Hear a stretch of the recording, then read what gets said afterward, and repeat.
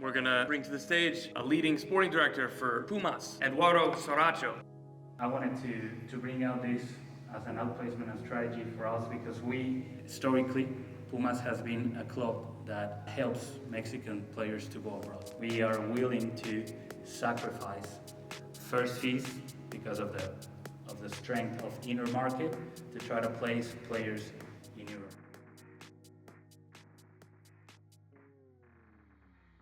Now, we're gonna bring to the stage a leading sporting director for Pumas, Eduardo Saracho from Liga MX. He's going to give you his expertise on both his club and keys to success in the transfer market.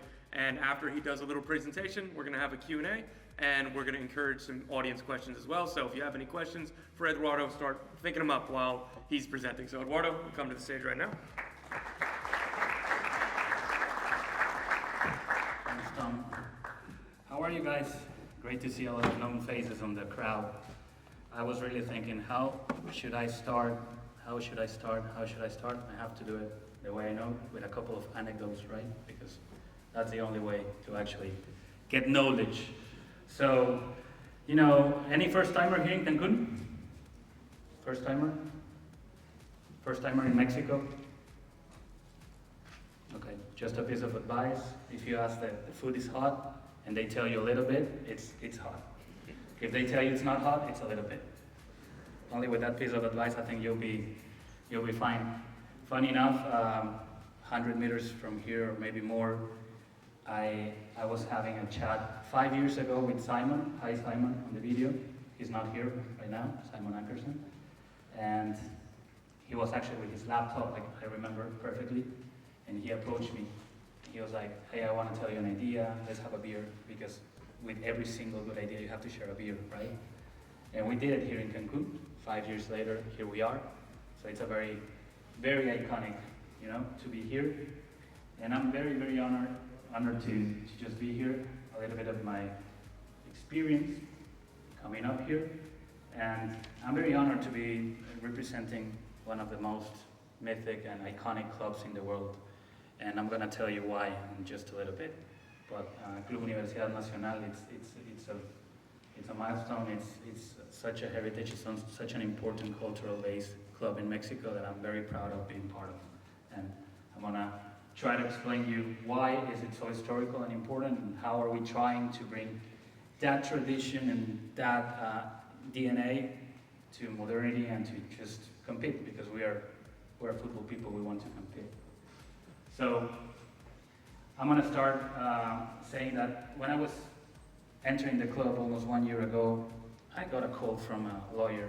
He was desperate. We were trying to get a transfer done. And he was calling me. He was like, hey, Eduardo, I cannot find, you're not in the system. I've already put Pumas on it, and Pumas. And I was like, have you tried to use Club Universidad Nacional? Okay. So actually, we are known as Pumas UNAM. But we represent the biggest university in Latin America. We have over 500K students, 50,000 professors, 30,000 staff. And the foundation of the club was a couple of guys getting together amateurly way and just going up in every division. Till 70 years ago, they got the registration to the professional football. And 70 years ago, we were founded. So it's an iconic year for us, and it was like something that was meant to happen. It was meant to happen because of the weight of the university, of how important it is in Mexico, but how do you represent those values? So this is our legend for the campus right there, Hugo Sanchez. And what I really want to point out is that we are a club that is more than a club. We have a way in the Mexican way of life, so we basically are born the different way. We weren't born as a professional club, and funny enough, we were born after, you know, American football, which was so important in our history. And I want to mention something real quick. Here you can see the badge of Pumas over there in the corner. It's very mythical. And it has a lot of symbolism. Now it's 50 years now that we have that badge already. And of course, it's a Pumas face, you can see it. But if you see in the nose, you can see an American football goal. I don't know if you see it. You see it? Yes, okay. And you can actually see that it forms a fist like this, when you see it. So it has a puma on it, the American football origins, the strength, everything is in one iconic logo. We take a lot of pride on it. We've been 7 times champions over there, 1 Copa MX, 2 Copa de Campeones, 1 second division in Mexico, and 3 CONCACAF Champions Cup. Other than that, I don't know how many of you, a lot have been to the stadium. Our stadium is now 70 years old. It's a UNESCO Heritage Cultural Place, so we're not allowed to move anything. You're complaining, estás quejando, right? Yeah. I mean, it's a beautiful watch to watch the stadium, right? To be in the stadium, it's difficult. It wasn't built for football, but it's a tradition, and it's already turning 70 years old right now, the stadium. So we take pride on that. We also are the unique club that has a chant before every single match that symbolizes the attachment to the university. We do have a particular, of course, chant in the stadium, which I don't know if any of the Mexicans know what that means. The Goya.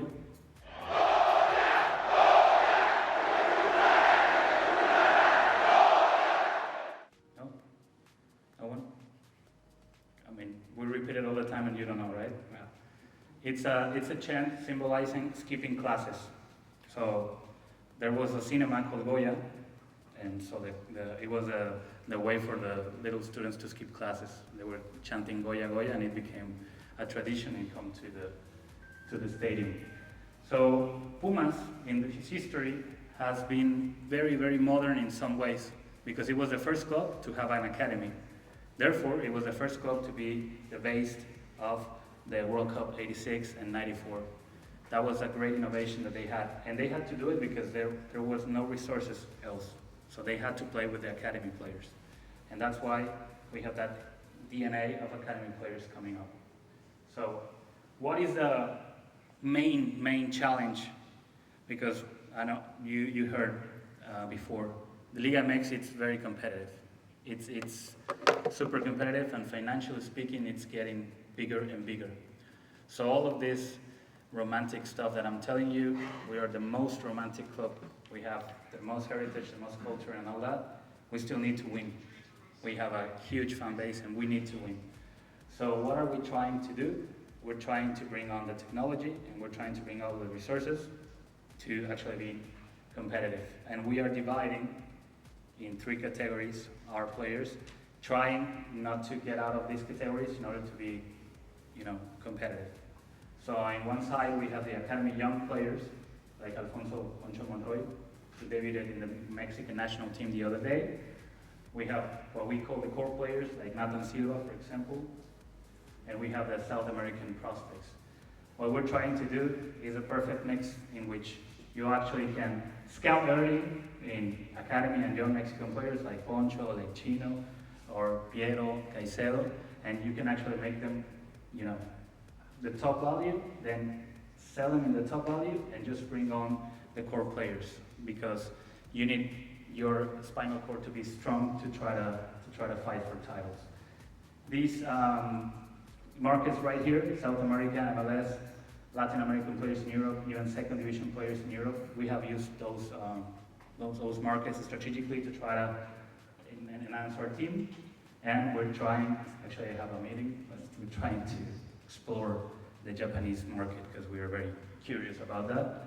But that's exactly the Pumas way right now, to try to come from the romantic side, to try to challenge the new teams that are spending a lot of money. I want to point out the Nathan Silva case right here, because I don't know if there's someone from Mineiro here, Siskin, I don't know. But nevertheless, we know each other. We've been in a lot of events. We know each other for a while now.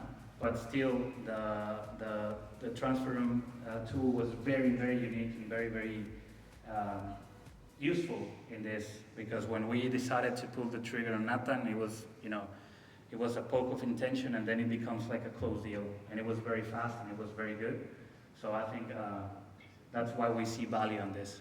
I mean, it's not like every single event here you're gonna have 5 or 7 deals done, but you're gonna have build a network that is gonna make you, have success cases like this. And then, of course, you have Johan Vásquez, which is a player that right now is playing in Serie A. And I wanted to bring out this as an outplacement and strategy for us, because historically, Pumas has been a club that helps Mexican players to go abroad. We are willing to sacrifice first fees because of the strength of inner market to try to place players in Europe. And this is a case that actually outlines that. He was doing fantastically, and we opted to sell him just keeping the 50% of the selling fee. So this is our way. We did it. We put a player in Europe last semester. We're going to do it this semester and the other. So we're trying to be that, because we are the club that actually has done it before. We did it with Hugo Sanchez, with Luis Flores, Luis Garcia, and we are repeating this with Johan Vásquez, and we're going to try to do it with more players on and on that we're going to talk about later on. So that's Pumas. You spoke a lot about your recruitment strategy, and you ended a little bit with the outplacement and selling. So I'm going to kind of talk about that a little bit more, and I want to hear from you. First of all, obviously, Chino Huerta is one of the brightest young talents in Liga MX, and I'm sure that he's somebody that a lot of people in here want to know. I don't want you to have to reveal any of your secrets or thoughts right now, but just generally, with a player like Chino Huerta, how do you maximize his value, generate interest, and then ultimately decide what the correct next step is for him? Well, Chino is an example of a very professional guy that has dedicated himself, that was brought down and then he bounced back. He embroids the garra, the resilience that we like in Pumas. Having said that, he has dreams and he has goals, and he wants to go to Europe.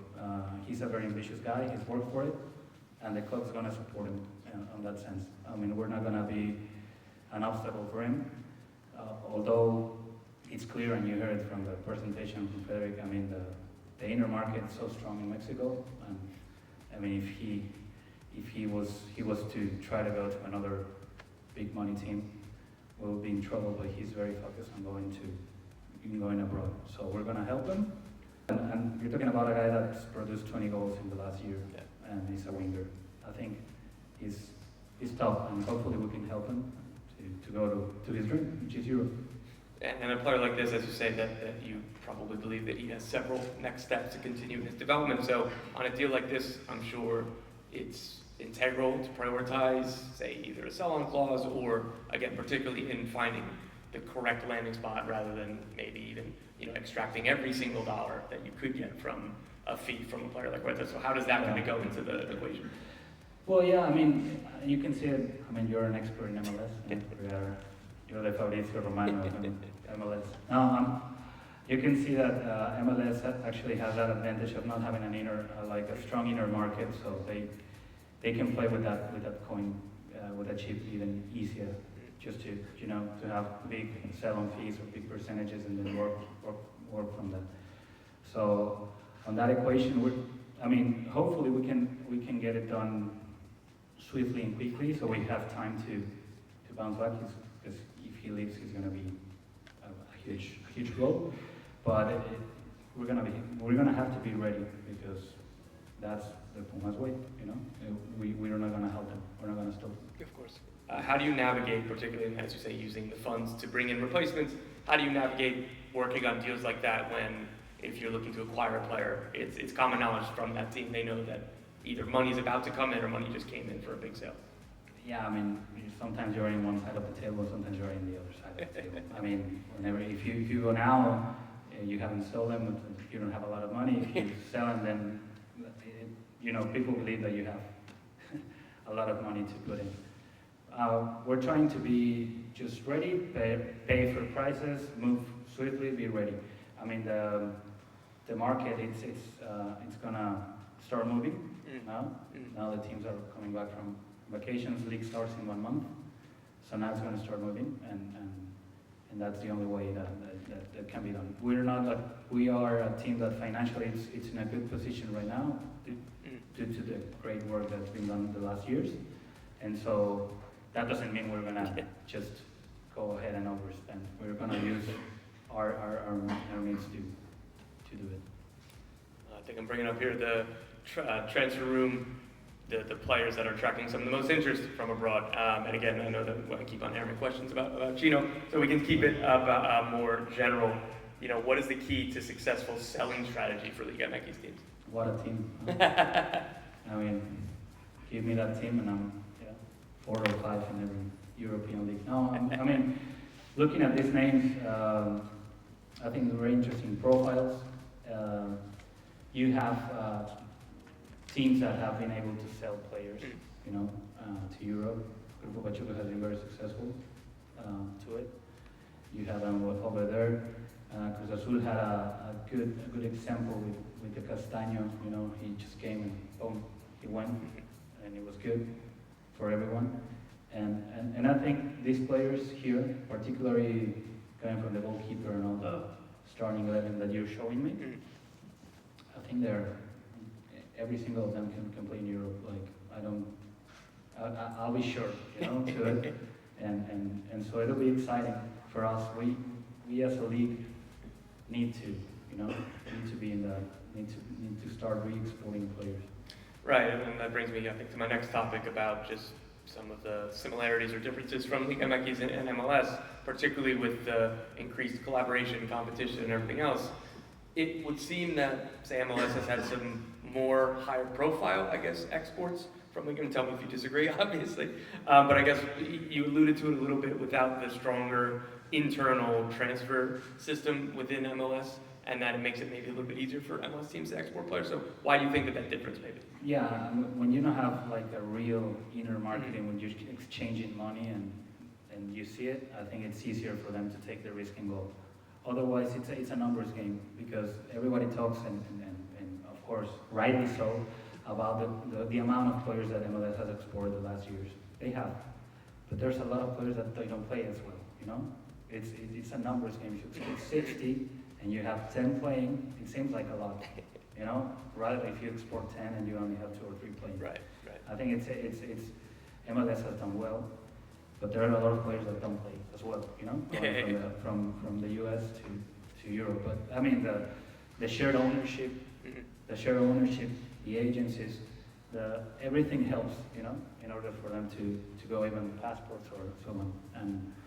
And they found a way. And when you see the national team, they are young and they have, you know, some years in Europe, which actually helps. Yeah. I think the next slide is going to be in comparing the differences and similarities with Liga MX and MLS, Liga MX has had a lot of dominance in continental tournaments. I believe this weekend made it 18 of the last 19 CONCACAF Champions Cups have gone to Liga MX teams. What do you think? What do you think of that? Pachuca are very good. I think that's what I think. No, I mean, I'm curious. What do you think? I mean, I'll tell you what I think, but what do you think about the Liga MX dominance in the European, the continental competition? Particularly the biggest clubs in Mexico are still the giants that MLS clubs are chasing. I believe that MLS has improved vastly with infrastructure, with knowledge of the technical staff, its coaching staff, development of academies. It's a younger league, so that growth is happening, but the established big money, top of the table Liga MX clubs are still another level away from MLS. Yeah, I think so. And also, I mean, all the colleagues here from the MLS, maybe they would say yes or no, but like when you are structuring a squad, I think if you had hypothetically $9 million in wages, you would rather have 9 $1 million players than 3 million, right? It's just, I think it's also a very numbers game. But MLS, I mean, it's growing fantastically, and now with with Leagues Cup, I think it's just a perfect rivalry, you know? Our heritage, culture, things that we just mentioned, with the vision, with the infrastructure, with the thinking forward of the MLS, I think it's getting there. It's getting there. I don't know if you agree. I certainly agree, and particularly the evolution of the roster rules. There should be changes coming this summer that won't quite open it up, as you said. I've spoken to a lot of the people in this room and a lot of people around the league who would agree with you in terms of rather having more flexibility to bring in 9 $1 million players rather than $3 million players.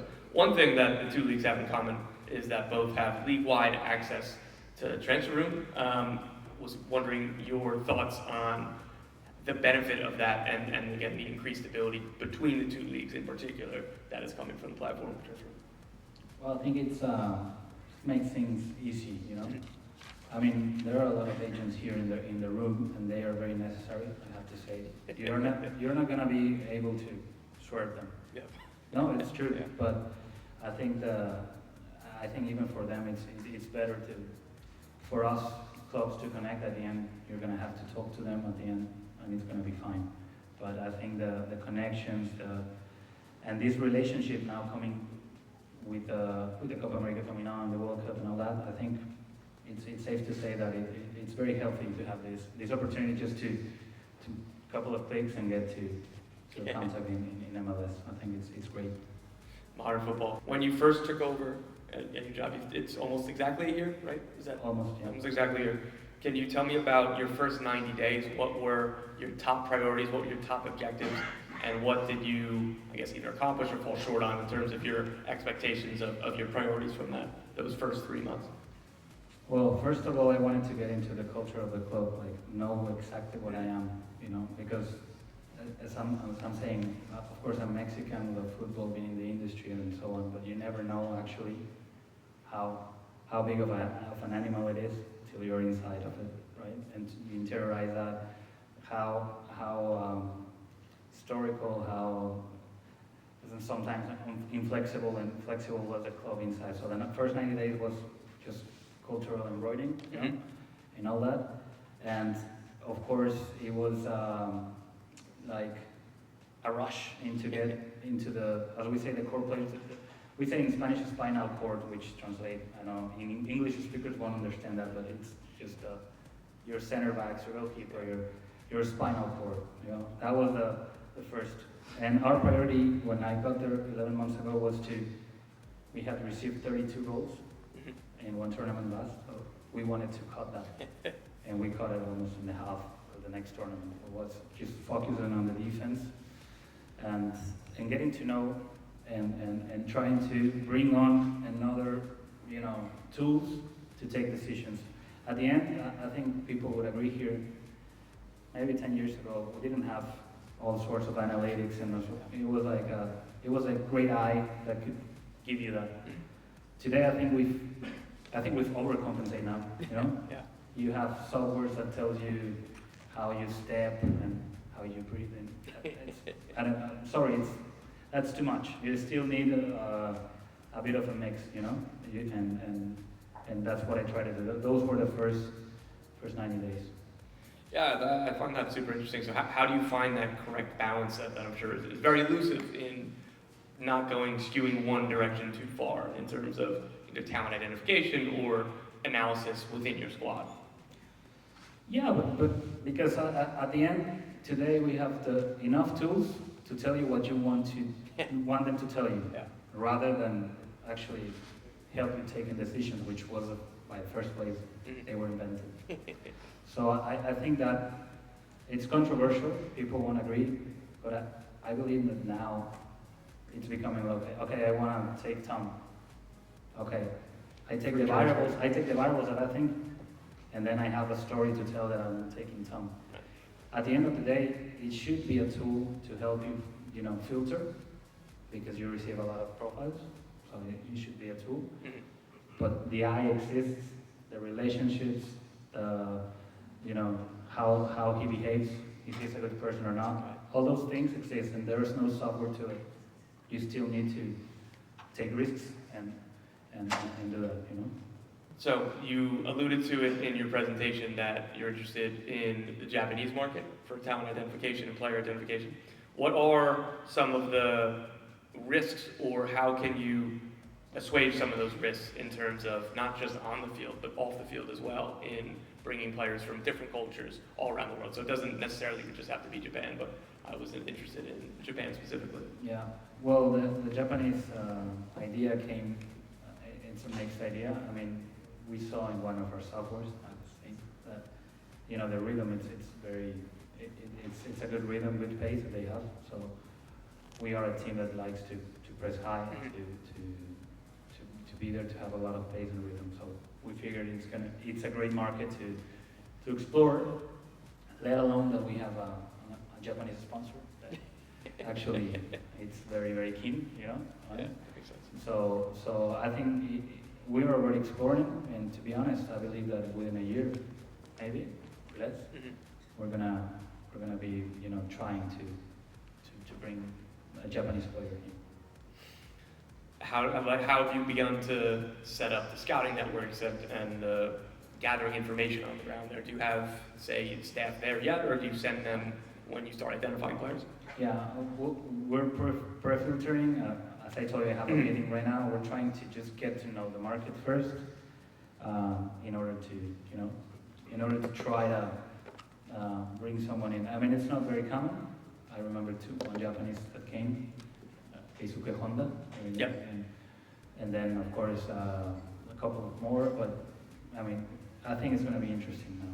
How has the market within both Mexico and the United States and Canada, particularly over the last, say, 5 or 10 years, how has that evolved from where it was in the past?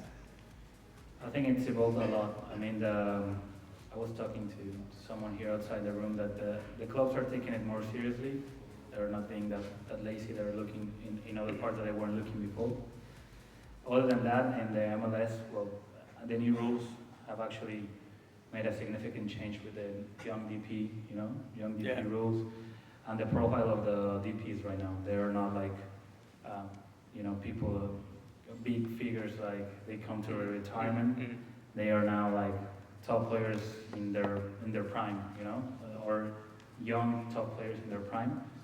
So actually, it's very interesting. I mean, MLS still has an inclination of spending more in, number 10s and wingers and all that. So the league of the number 10s. But I think it's getting better and better and very competitive. I think it's great now. I want to say thank you again to Eduardo Saracho. Thank you very much. This is a brilliant expertise. After this, we have lunch coming up soon, and then after that, your all-important one-on-one meetings will start soon after. So, yeah, thank you again, Eduardo, for the time. Thanks, Tom. Cheers.